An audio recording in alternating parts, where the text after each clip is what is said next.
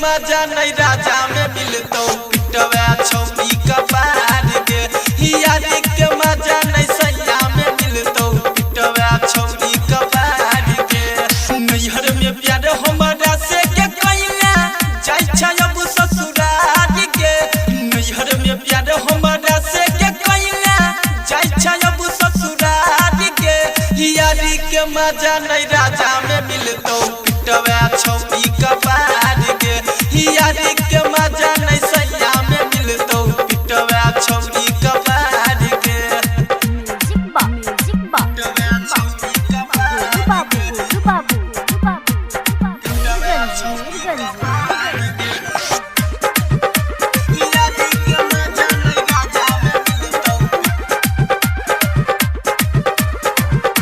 चढ़ल जवानी मरतो हिलोहरा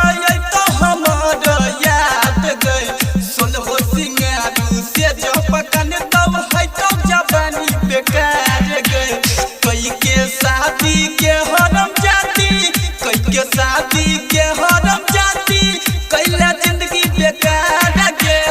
यारी के मजा नहीं राजा में मिलतो पिटवा छौरी कपार के यारी के मजा नहीं सैया में मिलतो पिटवा छौरी कपार के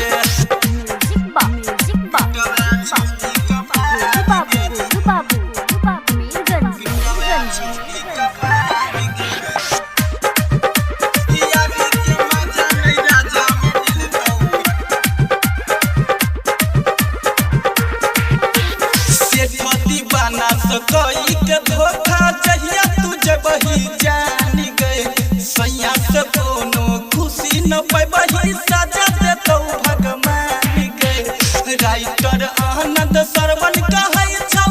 राइटर आनंद हरि कहै छौ थुकतौ संसार गे यारी के मजा नहीं राजा में मिल